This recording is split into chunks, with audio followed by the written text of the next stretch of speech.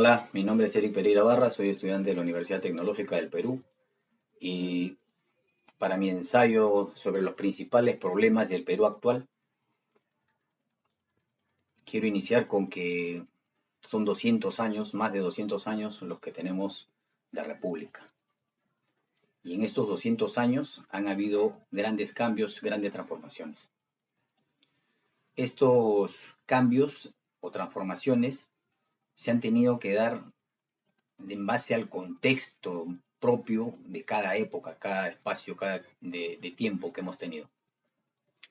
Entonces, por eso es que voy a hablar de tres aspectos importantes, como son el aspecto político, el aspecto económico y el aspecto social. Con respecto al primer punto, el aspecto político, se tiene un inicio de la política peruana con gran aporte de los militares. El poder político estaba basado en ellos. Y por muchos años, casi desde el siglo XIX hasta el siglo XX, con algunos intervalos de repente de grupos civilistas, ¿no? Esto fue cambiando para cuando llegan este grupo civilista de los oligarcas, 1919 aproximadamente, al 68. Estos grupos eran reuniones de pocos, muy pocas personas que tenían el manejo del poder político, eran prácticamente familias que entre ellos se dividían este poder, ¿no? En base a los territorios y terrenos y los negocios que ellos mismos tenían o preparaban. Entonces, este poder político fue cambiando, ¿no? Nacen los partidos políticos que agrupaban grandes mayorías, sindicatos, grupos de estudiantes, como lo señalaba Contreras. Con estos grupos, ¿no? Se forman verdaderos partidos políticos que tenían una doctrina. Sin embargo, para la fecha, como dice Tanaka, estos partidos políticos ya son débiles. ¿Y en qué se basa entonces esta idea de poder político, de seguir avanzando en política? ¿O cómo es que se usa?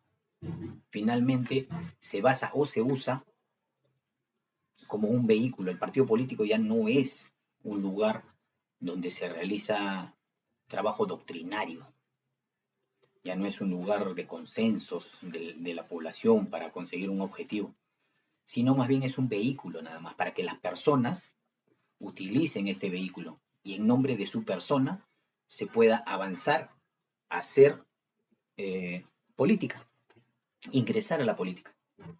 ¿No? Tenemos el caso de Fujimori, por ejemplo, que fue para mí el primero de los que ingresa no como un partido político constituido y fuerte, sino como un outsider, como un autócrata, un tecnócrata, que por ser él como era y como una alternativa a lo que eran los partidos políticos tradicionales, se presenta y gana las elecciones. Entonces ya las personas estaban hastiadas de lo que eran las formas políticas donde nunca se conseguía nada. Tenemos que desde Fujimori a la fecha, todos los partidos políticos, ¿no?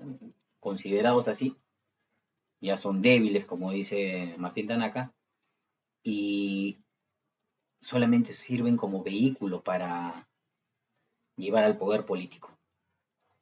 Como segundo aspecto tenemos el aspecto económico. ¿Qué sectores se habían desarrollado más para el inicio del siglo XIX?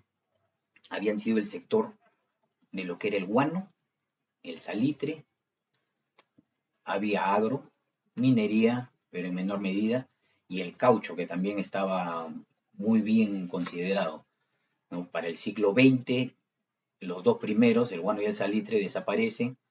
Finalmente permanece el tema de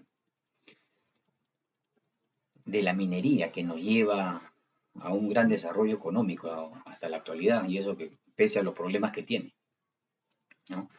finalmente en lo que es el sector social, se tiene muchos cambios y transformaciones del siglo XIX a la fecha, porque comienzan primero con que todavía había esclavitud, habían formas de trabajar como el encaje que señala Contreras, ¿no? Que no era lo que se debía hacer. Para nosotros ahorita eso es un escándalo. No era lo que se debía hacer, esclavitud, trabajar en esas formas, con esos engaños, traer a la gente para que trabajara para la empresa de uno, que porque tenía dinero podía hacer lo que quería. Ahora no, había una brecha social gigante. Eso fue cambiando, se fue transformando. Las personas de las zonas rurales se vienen a la ciudad capital. Hay una gran migración interna dentro del país, de las propias zonas rurales agrarias a la ciudad capital. Claro que crece desordenadamente, la brecha sin embargo se va ajustando un poco, no tanto tampoco para los años 80.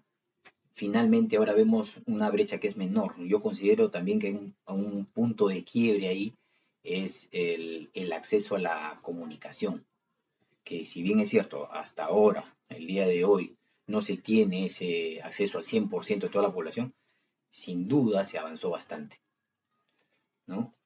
Entonces tenemos, para concluir, los principales cambios que tuvimos en el sector político. Y es que los principales cambios se dan porque nacen, o el siglo XXI comienza, perdón, el siglo XIX comienza con partidos políticos de militares que pasan a oligarcas, pasan a ser partidos políticos y finalmente pasan a ser las personas que utilizan los partidos políticos para ascender al poder político. En el aspecto económico, se tiene que sectores que eran súper fuertes para el inicio del siglo XIX, como lo que era el guano y el salitre, finalmente desaparecen, ¿no? Desaparece el caucho, se comienza a subir o a emerger más en el sector minería, que es ahorita uno de los más fuertes, pero se mantienen también el sector textil y el sector agrario, en menor medida, claro. Finalmente, el último sector que tenemos es el social. Y en este sector vemos que de la esclavitud pasa a ser abolida, sin embargo, se mantenía una brecha, que para el tiempo de la esclavitud era más grande, se va reduciendo para el siglo XX, al siglo XXI, todavía existe una brecha social entre clases que más serían económicas o que tienen el acceso a la información que otra cosa, ¿no? Pero todavía se mantiene el tema de la discriminación y esta brecha, que siendo menor, se mantiene.